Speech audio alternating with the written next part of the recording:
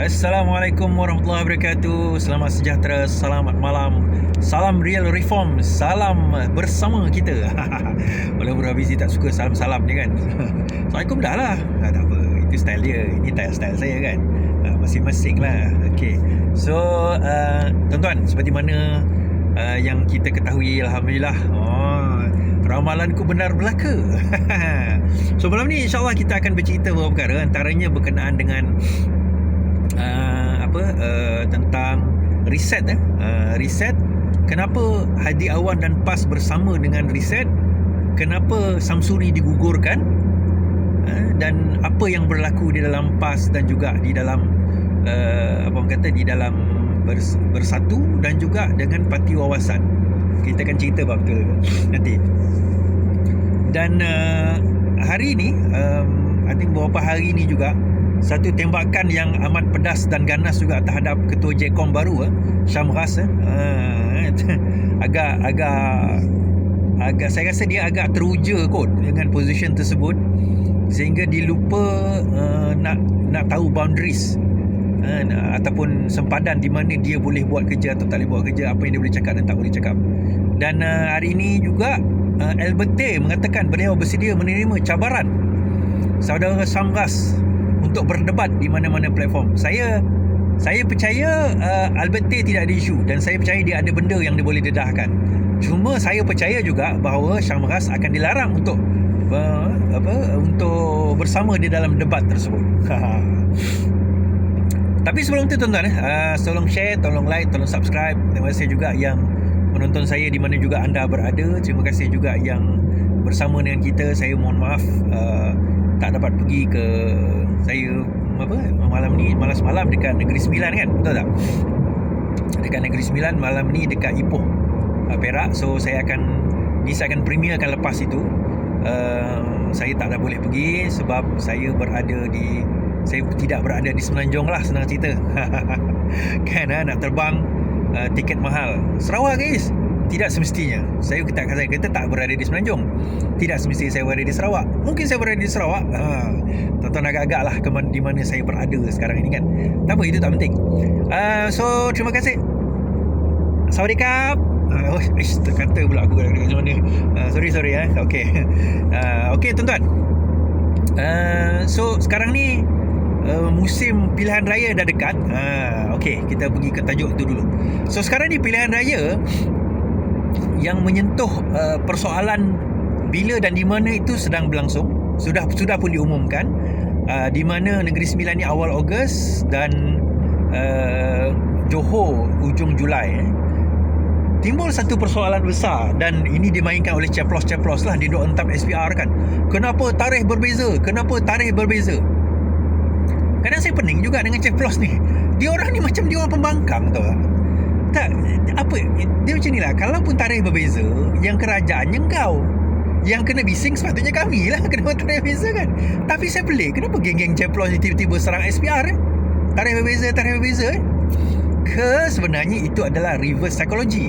Reverse psychology adalah sebelum pembangkang bantai, kita bantai dulu, konon tak setuju, tapi sebenarnya itulah strategi kita.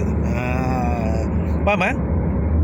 Bagi saya lah tuan-tuan, dia sebenarnya tak ada beza pun kalau dia buat pilihan raya pilihan raya negeri Johor dan juga Negeri Sembilan ini berlaku serentak ataupun masa yang berbeza. Tak ada beza pun.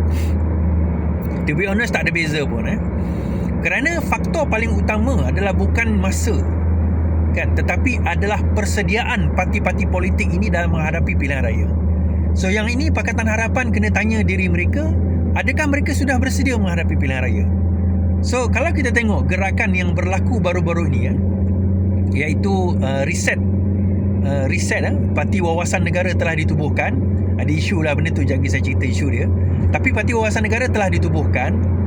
So dalam penubuhan tersebut, kita kena faham bahawa sekarang ini PAS sudah jelas untuk bersama dengan Fraction Bersatu. Okay, itu sudah jelas. Dan bila Fraction Bersatu itu sudah bergabung, kalau kita perasan, saya dah ramal ke benda ini daripada hari itu lagi. Fraction Ulama ni dia akan bersama dengan Muhyiddin Yassin, dengan Hamzah, dia tak akan bersama dengan Azmin Ali. Kenapa? Kerana mereka tak sanggup menanggul beban video kabur disandarkan. Itu antara lain lah. Antara lain. Okay. Kemudian itu salah satu, tapi ada banyak lagi faktor lain kan. Dan yang akan berlaku seterusnya adalah alignment di kalangan PAS dan juga UMNO Barisan Nasional. Saya tulis di dalam Facebook saya bahawa, dan juga X, follow X saya dan juga Facebook, bahawa UMNO dan juga UMNO Barisan Nasional dan juga geng PAS yang grup itulah, wawasan dan sebagainya ni akan align themselves. Okey, adakah align ni maknanya mereka akan bergabung dalam pilihan raya negeri tidak bertembung? Tidak semestinya, tuan-tuan. It doesn't have to be like that. Tetapi apa yang kemungkinan boleh berlaku di dalam next alignment, ada kemungkinan bahawa Barisan Nasional akan bergabung dengan PAS dan grup itu, Perikatan Nasional, untuk membentuk kerajaan negeri. Jadi kalau itu yang berlaku, bermakna di peringkat pusat agak awkward lah apabila peringkat pusat Anwar Ibrahim bersama dengan Barisan Nasional, tetapi di bahagian negeri BN UMNO tidak bersama dengan Pakatan Harapan. Itu pun kalau mereka menang. So di dalam PRN kali ini, apakah PKR, DAP, Amanah mempunyai peluang untuk menang di di Johor dan juga di Negeri Sembilan East? Melaka coming, tak lama lagi Melaka. Saya nampak macam ni lah, tuan-tuan. Saya kata sekali lagi, kita tak boleh nak ramal dahulu sehingga penamaan calon berlaku dalam tempoh yang ditetapkan. Okey, so PKR di Johor dah mengatakan bahawa mereka akan bertanding lebih 20 kerusi, lebih kurang 20 kerusi. Di Negeri Sembilan 16 kot kalau tersilap saya, mereka kata akan bertanding di situ, 20 kerusi dan 16. DAP pun kata minimum 11 kan, dia kata segitu. Di Johor, Negeri Sembilan dia tak decide lagi, I think dia akan maintain minimum 11, it can be more. Dan dia kata bahawa di Johor sudah tidak ada masalah untuk pembagian kerusi. Fine. Tapi kita kena tengok juga, adakah selepas ini bagaimana dengan Perikatan Nasional plus wawasan. Perikatan Nasional plus wawasan, nanti kata Perikatan Nasional PAS lah, saya sebut PAS. PAS plus wawasan, adakah mereka akan meletakkan calon di tempat di mana Barisan Nasional bertanding, atau mereka hanya akan meletakkan calon di mana tempat PKR bertanding, PKR Melayu dan juga DAP Melayu bertanding. So kita lihat sama ada mereka ada di situ untuk memecah undi atau tidak. Jadi kalau ya mereka memecah undi, bermakna dekat situ kita akan dapat pastikan sebenarnya strategi bagi Barisan Nasional dan juga PAS adalah untuk mereka bergabung dalam kerajaan seterusnya. And then bila masuk ke peringkat federal, itu juga akan berlaku. Sebab itu, tuan-tuan, kenapa saya rasa bahawa ura-ura pilihan raya akan berlaku pada tahun ini agak kuat. Yang pertama, perlu berlaku tahun ini daripada perspektif UMNO. Mereka tidak boleh membiarkan kerajaan ini terlalu lama, kerana nanti rakyat akan nampak hipokrasi Barisan Nasional.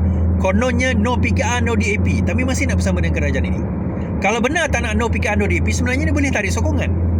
Kalau dia tarik sokongan sekalipun, tidak tumbang kerajaan ini, tuan-tuan. Masih tak tumbang kerajaan ini. Kalau benar, UMNO kena tarik sokongan. Tetapi nampak gayanya UMNO belum lagi nak menarik sokongan di peringkat federal, tetapi di peringkat negeri dah jelas lah. Kan, Johor jelas, Negeri Sembilan jelas, I think di Melaka pun akan jelas. Benda tersebut memang jelas. Now, coming back kepada persoalan utama di peringkat pilihan raya umum, saya rasa nanti ia akan menjadi satu perkara yang sama juga. Itu saya kata, Anwar Ibrahim dah kena scam dengan Zahid Hamidi. Apabila dia dibebaskan daripada 47 kes, kan, 47 kes, maka 47 kes itu therefore dia akan lepas ni memang kena scam lah. Anwar Ibrahim kena scam lah, kan, kononnya akan kerjasama dan sebagainya. Rupa-rupanya tak kerjasama dalam pilihan raya yang akan datang. Baik, tuan-tuan, saya bagi tahu, ini rahsia, tapi jangan beritahu orang lain tahu, kita je tahu rahsia ni. Tuan-tuan tahu strategi, tuan-tuan tahu tak strategi Anwar Ibrahim menghadapi PRU apa dia? Tuan-tuan tahu tak strategi Anwar Ibrahim tolak Rafizi menghadapi PRU yang akan datang, PRU ke 2026-27 ini, ke 16 ini? Apa strategi dia? Strategi dia satu je, iaitu bergabung dengan Barisan Nasional. Itu strategi dia. Saya tahu benda ni lama dah. Kami tim Rafizi, kami dulu mengatakan kami tak setuju dengan strategi itu. Kami kata kalau kita nak menang PRU yang akan datang ini, which is the coming PRU, kita kena buat bina kekuatan kita sendiri. Kita kena bina kekuatan kita sendiri. Kita kena menjadi parti yang kuat. Masuk gelanggang, lawan balik. Lepas itu kalau tak cukup, baru kita gabung. Tapi Anwar Ibrahim tak setuju benda tu, tuan-tuan. Dia kata tak boleh, kita tak boleh bina kekuatan sendiri. So dia guna alasan bahawa kita kena kompromi dengan GPS, kita kena kompromi dengan UMNO, kita kena kompromi dengan GRS. Kerana nanti kalau kita tak gabung, mereka akan tarik sokongan, maka akan tumbanglah kerajaan ini. So after 3 tahun kita realise kalau itu hanya itu saja strategi Anwar Ibrahim, kita tahulah bahawa takkan ke mana Pakatan Harapan selepas ini. And strategi ini diketahui oleh Barisan Nasional. So dia gunakan peluang itu untuk membiarkan Pakatan Harapan tidak membina kekuatan. So akhirnya Pakatan Harapan tak membina kekuatan sendiri, tuan-tuan. So dia biar the last minute kita tengok apa yang berlaku di Johor, kita tengok apa yang berlaku di Negeri Sembilan, kita tengok apa yang akan berlaku di Melaka, dan lepas ini kita akan tengok apa yang berlaku di Federal, di mana UMNO Barisan Nasional tidak akan bersama dengan Pakatan Harapan. Kalau lepas ni dia bersama, okeylah. Tapi kalau dia bersama, memang dia bodoh lah. Strategically dia tak pandai lah. Tapi kalau dia berstrategi, macam saya kata 6, 7 bulan, 8 bulan, 9 bulan dahulu, kalau dia benar-benar bijak, kalau BN benar-benar bijak, dia akan bergabung dengan PAS untuk membentuk kerajaan baru. Kalau dia benar-benar bijak, dia akan bersama dengan bersama dengan PAS akan bergabung dengan Barisan Nasional untuk membentuk kerajaan baru. Dan kerajaan ini, tuan-tuan, memang dia akan dapat mandat daripada, bukanlah mandat macam mana, dia akan dapat majoriti mandat daripada rakyat. Dan GRS, GPS dia tak ada masalah. Ada orang kata GPS takkan nak bersama dengan PAS, dia akan ikut UMNO. GPS dulu pernah kata dia tak nak Anwar Ibrahim, tapi sekarang dia duduk dalam kerajaan Anwar Ibrahim. Bagi GPS yang penting dia jadi kerajaan. Tak kisahlah letak siapa pun kat situ. Letak Taliban pun kat situ, dia penting dia kerajaan. Dia tak sanggup jadi pembangkang, tuan-tuan. Itu GPS. GPS punya style main dia memang macam tu. Okay? Dia punya hipokrasi dia ke arah itu. Yang penting dia adalah kerajaan. Dia tak kisah yang lain tu. Dana dia ada dan sebagainya, dia tak biasa jadi pembangkang. GPS adalah satu-satunya parti di dalam negara kita ni yang tak pernah jadi pembangkang kecuali sekali, tahun 2018. Itu pun dalam 22 bulan dia jadi pembangkang. Lepas tu dia jadi kerajaan balik, kan? Itulah hakikat GPS, tuan-tuan. Baik, itu pilihan raya akan datang. So ramalan tu ramalan tak ada lagi. Kita relax dulu, sabar. Nanti saya akan pergi on the ground. Kita tengok, kita survey, baru kita boleh tahu apa yang berlaku. Baik, now coming forward dalam akan datang ni, tuan-tuan. Apabila KP Jecom dikatakan dicabar oleh Albert Tay. Menarik. Albert Tay mengatakan masa tu KP Jecom dia buat laporan polis. Ini satu hal juga ni. KP Jecom, Syamgas ni, dia buat laporan polis di Balai Polis, I think Putrajaya, mana tah, dia buat laporan polis kerana dia mengatakan beberapa kali Albert Tay telah mengadakan demonstrasi di Kementerian Komunikasi. Ini mengganggu penjawat-penjawat awam yang ada di situ. Baik, tuan-tuan, sebenarnya betul kata Faizal Rahman, bukan level Syamgas sebenarnya nak buat laporan polis ni. Dia ketua pengarah Jecom, bukan level dia nak buat laporan polis. Sebenarnya kalau nak ikutkan, nak buat laporan polis, pegawai-pegawai kat situ buat laporan polis dah cukup dah. So bila dia buat laporan polis, sebenarnya dia tak kena dengan level dia. Dia letakkan level dia setaraf dengan Albert Tay, which is secara politik dan secara perception dia dah tak betul lah. Kedua, buat laporan polis ni, budak-budak bawahannya pun buat laporan polis, tak ada masalah. Dulu kalau tuan-tuan ingat kan, menteri tak payah buat laporan polis, dia punya supol dia buat laporan polis, cukup lah. Kenapa ketua pengarah nak kena turun buat laporan polis? Bagilah pegawai-pegawai Jecom buat laporan polis, cukup dah. Itu yang pertama. Yang kedua, biar Albert Tay ada di situ, dia running his mouth lah, orang kata kan. Running his mouth, dia kata, dia cabar, kita pergi berdebat lepas ini, kalau berani kita berdebat. Kita debat tu ni, kita debat berkenaan dengan isu ini, bla bla bla sebagainya. Tuan-tuan, timbul persoalan utama. Okey, Albert Tay hari ini mengatakan dia akan terima debat itu, name the place, name the time, name the format, dia akan datang. Soalannya, berani tak Syamgas menjawab perdebatan tersebut? Berani tak berani? Saya macam terfikirlah nak kontak Syam Beras ni. Syam, Assalamualaikum. Syam, saya anjurkan perdebatan tersebut saya buat live. Kita tak payahlah, saya pre-record lah. Nak tak? Saya pre-record dan saya tayangkan. Macam berani tak berani? Kan? Kalau Syam Beras berani lah. Kan, kita cari satu tempat. Tak kisahlah siapa-siapa pun yang jadi ni apa, yang jadi moderator ke siapa. Bukan saya lah, tak semestinya saya pun. Jadi penjaga masa lah, bukan moderator pun. Kita ada format sekian, bentangkan. Saya percaya tuan-tuan, kalau Syam Beras dipanggil benda inilah untuk debat, saya tahu apa poin yang akan dibawa oleh Alberti.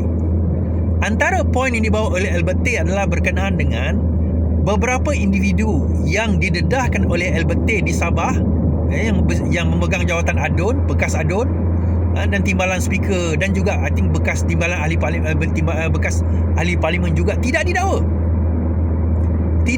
oleh SPRM. Sedangkan hanya 2 orang didakwa, sedangkan bukti yang sama dibawa kepada mereka-mereka yang lain. Bukan itu saja, ada sebahagian yang didakwa oleh Alberti ini bertanding dan menang di dalam pilihan raya yang lepas. Dan saya percaya Alberti akan bertanya antaranya soalan itu, berkenaan dengan soalan kenapa mereka tidak didakwa. Adakah kerajaan sekarang ini bersifat dui standard dengan perkara tersebut? Malah 2-3 hari lepas NGO Sabah, budak-budak mahasiswa Sabah telah membuat desakan agar adun-adun yang didakwa oleh Alberti itu didakwa dan bukan dibiarkan berleluasa. Ada orang berhujah tuan-tuan. Dia kata, kenapa kita nak dengar Alberti? Dia adalah perasuah. Saya nak bagi tahu kepada orang yang bertanya demikian, kebanyakan kes rasuah didedahkan oleh perasuah. Korang tak tahu, kebanyakan kes rasuah di Malaysia lah didedahkan oleh perasuah. Antaranya siapa tuan-tuan? Kes Rosmah Mansur. Kes Rosmah Mansur itu didedahkan antara lainnya oleh bekas pembantu beliau, iaitu siapa nama, Rizal, something like that, yang menjadi saksi utama di dalam kes rasuah Rosmah Mansur. Kes Rosmah Mansur juga 2 orang Sarawak dan juga seorang partner dia yang merasuah kes solar itu. Dua-dua ni memberi rasuah kepada Rosmah Mansur dan mereka menjadi pengadu dan juga saksi utama. Sebab kebanyakan kes memang perasuah yang memberi rasuah itulah yang menjadi saksi utama. Termasuklah ada satu kes yang baru-baru ini, kalau tuan-tuan ingat kan, pengurus CEO Stadium Malaysia ditangkap kerana rasuah RM1 juta. Saksi utama di dalam kes itu adalah company yang memberi rasuah kepada orang tersebut. So kebanyakan kes memang datang daripada perasuah-perasuah. Yalah, perasuah ni bukan benda kita kata benda itu betul, it's wrong, memang salah. Kita tak menafikan benda itu salah, it is wrong. Tetapi dalam masa yang sama, kita kena faham juga, just because dia perasuah tidak bermakna apa yang dia berikan itu satu benda yang salah. Faham maksud saya? Dia bukan satu benda yang salah, it's right. Kalau tak, dia tak ada bukti, dia tak akan cakap benda tu. Dan dia akan jadi awkward nanti tuan-tuan. Saya bukan kata salah kita nak mendakwa Alberti. Saya tak kata salah untuk mendakwa Alberti. By law, it is not wrong. Macam mana juga baru-baru ini kan, pelantikan Tahriruddin tidak salah dari segi undang-undang. Yeah, it is not wrong. Sebab undang-undang mengatakan bahawa asalkan dia Hakim Mahkamah Persekutuan dan dilantik oleh Perdana Menteri, by procedure it is not wrong. Betul. Tetapi secara moralnya dan juga secara prinsipnya it is wrong. Sebab prinsipnya Pakatan Harapan mengatakan lantikan ketua hakim negara dan JAC itu mesti melalui kabinet ataupun melalui parlimen. Okey, sama juga dengan ini, it is not wrong untuk mendakwa Alberti. Tetapi bagaimana nak dakwa 2 orang adun yang ditangkap tempoh hari yang dekat dengan Alberti kalau Alberti didakwa?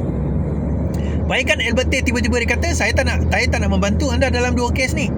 Ataupun memang itu yang mereka nak usulkan. Atau memang itu yang mereka nak sebenarnya, iaitu supaya 2 orang adun itu dibebaskan dengan cara kita mendakwa Alberti. Kan? Nah tuan-tuan, when I'm saying this, saya bukan memihak kepada Alberti. Tapi dalam masa yang sama, macam yang saya kata, dalam kes rasuah, kebanyakan saksi utama adalah perasuah. So kalau kita boleh dakwa 2 orang adun di Sabah kerana dirasuah oleh Alberti, bagaimana dengan 6, 7, 8, 10 orang adun-adun lain yang berlindung di bawah kerajaan Madani ini? Adakah mereka juga tidak dipatut didakwa? Itu garis merah saya lah tuan-tuan. Macam Rafizi kata tadi kan, garis merah dia itulah. Apabila kita telah melanggar satu prinsip kita, kedua apabila kita membela perasuah-perasuah, kita bercakap sakau. Tengoklah sedikit kan Anwar Ibrahim punya ucapan kan. Cukup tak cukup ke kamu menjadi kaya? Nak ambil lagi kekayaan orang lain?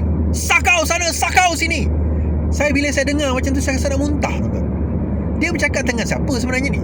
Dia bercakap dengan cermin ke? Kan? Dia bercakap dengan cermin ke? Tuan-tuan, saya nak tanya, NextG tu dia beli oleh Ishak 300 juta.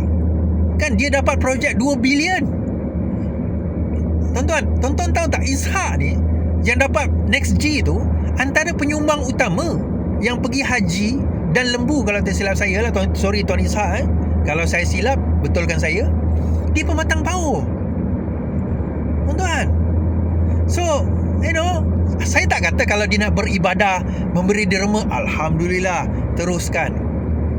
Tetapi don't you think, you find that a bit odd? Kemudian NextG tu juga dikaitkan dengan Farhash, berkaitan dengan Anwar Ibrahim juga. Don't you find that odd? Dalam satu peringkat dia kata tauke tak cukup kaya, bla bla bla bla. Sebelah sini ada tauke-tauke dia sendiri.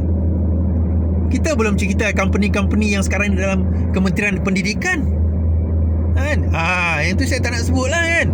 Kita tak bercerita tentang Bestinet. Kita tak cerita tentang corporate mafia. Tuan-tuan, bila dia bercakap macam tu, dia, itulah saya kata tadi, dia pelik lah.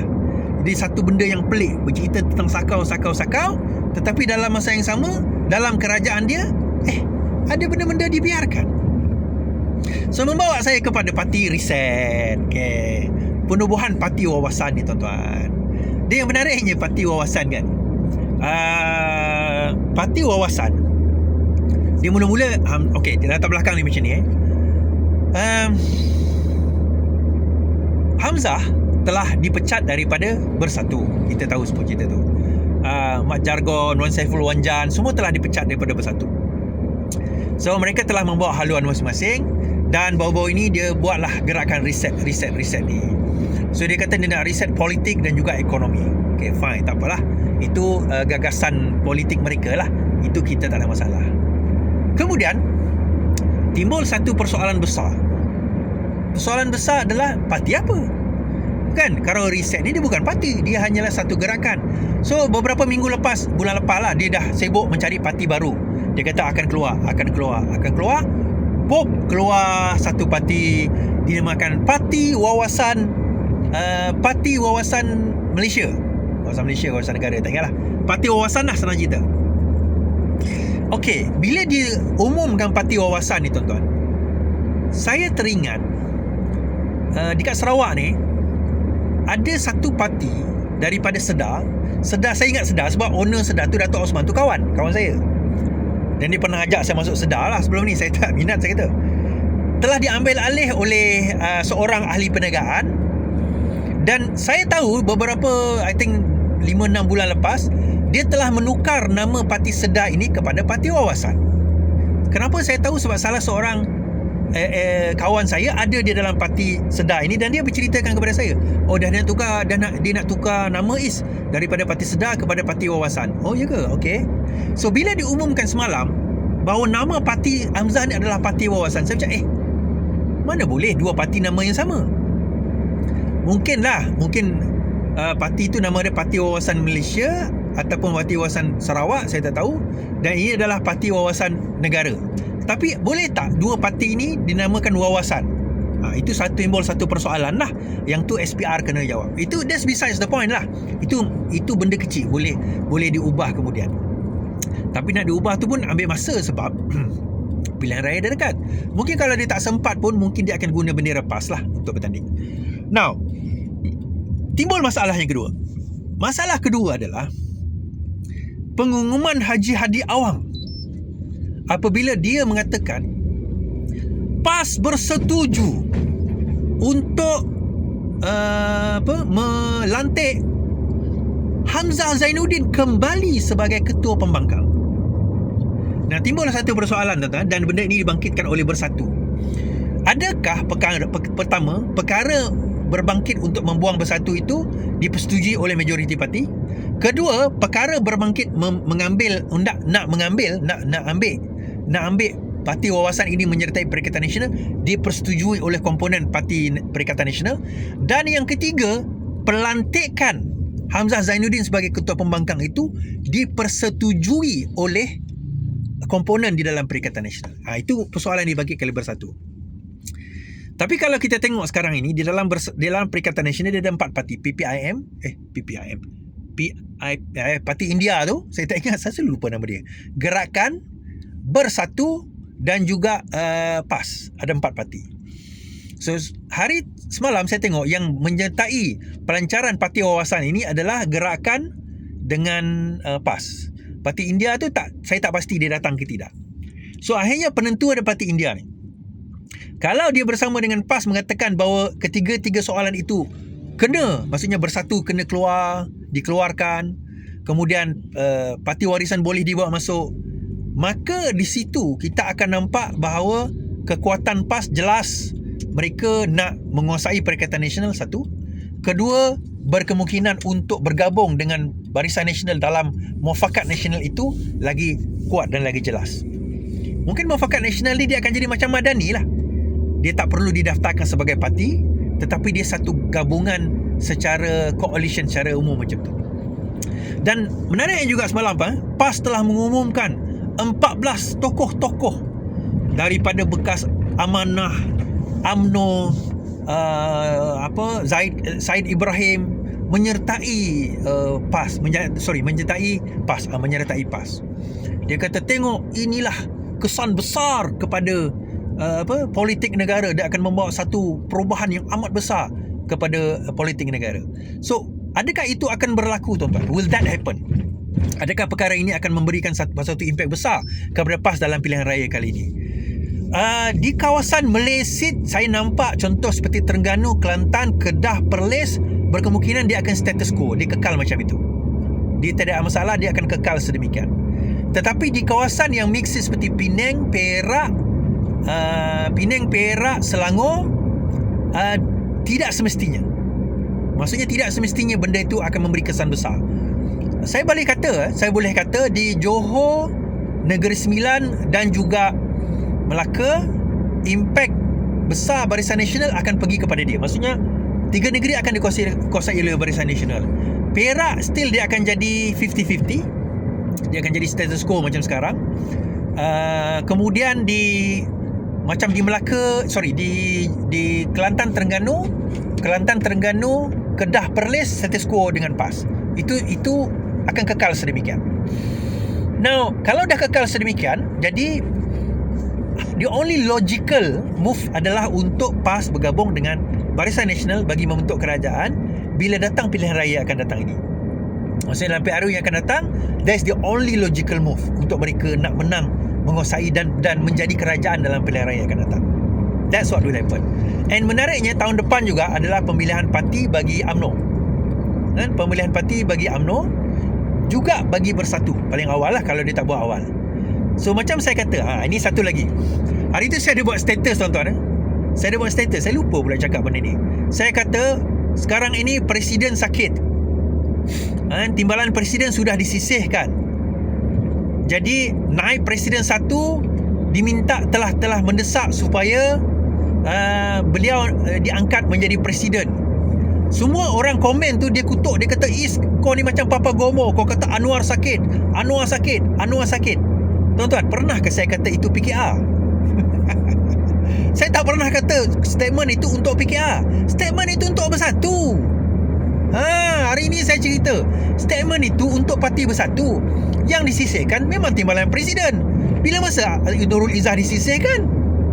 Kan yang dibuang, disisihkan itu adalah timbalan Presiden Bersatu, bukan PKR. Ini nampak sangat ramai orang PKR butthurt. Tak boleh kena jentik sikit, koyak terus, tuan-tuan. Kenapa dia nak naikkan timbalan naik Presiden 1? Sebab, tuan-tuan, untuk next year Azmin akan bertanding Presiden. So dia tidak ada jaminan bahawa Muhyiddin Yassin ni akan bertanding ke tak bertanding. Now imagine kalau tahun depan tiba-tiba Muhyiddin Yassin kata saya nak bertanding. Teruklah Azmin Ali, takkan dia nak lawan Muhyiddin Yassin, pecah lagi lah. So the only way adalah dia satu kena pujuk Muhyiddin Yassin supaya jangan bertanding, sebagaimana pernah dibuat dengan Anwar Ibrahim dahulu. Atau dua, Muhyiddin Yassin kena serahkan sekarang. Ya tuan-tuan, Muhyiddin Yassin ni dah tak larat. Yelah, walaupun dia recover daripada kanser dia, tetapi saya rasa dia masih ongoing treatment.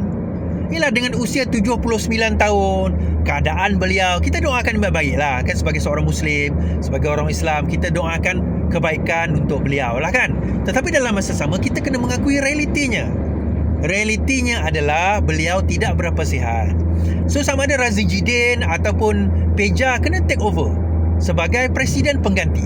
So kalau Razi Jidin atau Peja naik sebagai presiden pengganti, Muhyiddin Yassin undur dengan cara baik, next pemilihan parti, presiden ganti ini boleh kata, oh kami ni tak nak jadi presiden, tak bertanding, kami serahkanlah kepada Azmin Ali. Sebab mereka ni, orang ni tak ada masalah dengan Azmin Ali. Kenapa pula naik presiden naik is? Ini prosedur dia. Kalau presiden meletak jawatan, maka yang naik adalah timbalan. Tapi sebab timbalan tak ada dalam Bersatu, maka yang naiknya adalah naib.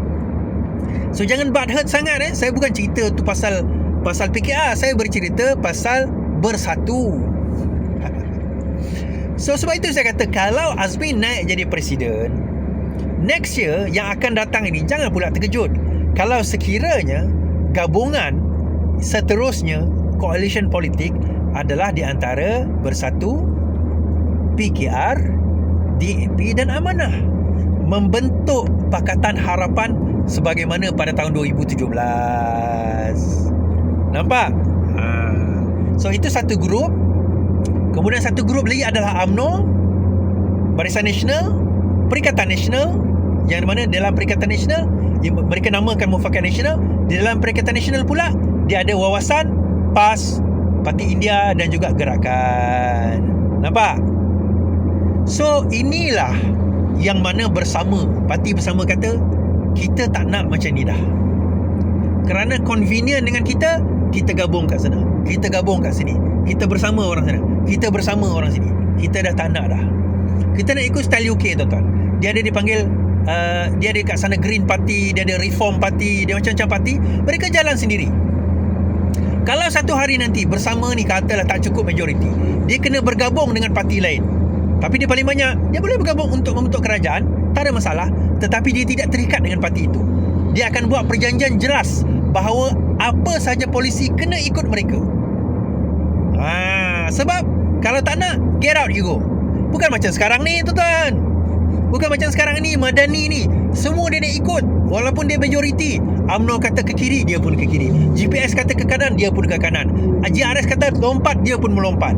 Seolah dia pula parti minoriti tuan-tuan. So, polisi ditentukan oleh orang lain, oleh tauke-tauke, oleh mafia-mafia di dalam kerajaan Madani. Itu garis merah yang bagi saya adalah sesuatu yang tidak wajar dan patut ditentang. Okey tuan-tuan. So nampak jelas So 3 isu ini saya harap kita jelas, dan saya harap kita terus menyokong bersama. Kita ada rancangan yang panjang, insyaAllah. Kita ada satu rancangan yang panjang. Baik, volunteers untuk ada orang tanya tadi, Iswardi, volunteer yang awak buat di bawah Reform sama ke dengan volunteer yang dibuat oleh Rafizi di bawah Bersama? Tak sama tuan-tuan, tak sama. Kenapa pula tak sama Is? Okey, dia macam ni lah. Sesiapa tim saya Reform nak pergi menolong Bersama, silakan. Tetapi saya buat Reform ini untuk bantu rakan-rakan saya yang bertanding di dalam Bersama, beberapa orang. Antaranya adalah saudara Faizal Rahman, kalau dia terpilih lah. Kalau dia terpilih, antaranya dia Faizal Rahman. Kau nak bantu diri kau sendiri Is? Saya tak boleh bertanding. Kan saya nak tolong kawan saya. Saya tak boleh bertanding. Okay, sampai 20-30 saya tak boleh bertanding. Ini kita tolong kawan. Orang yang pernah bantu saya, tolong saya Faizal Rahman, maka bagi saya, biar saya pula bantu dia. Kita balas jasa orang yang berjasa kepada kita. Orang berbudi, kita berbahasa. Orang memberi, kita merasa. Okey tuan-tuan, thank you very much. InsyaAllah saya volunteer yang akan datang ni, saya akan buat second batch volunteer. Itu saja daripada saya. Terima kasih. InsyaAllah kita jumpa lagi. Selamat malam, selamat beristirahat. Kita akan tetap lawan. Assalamualaikum.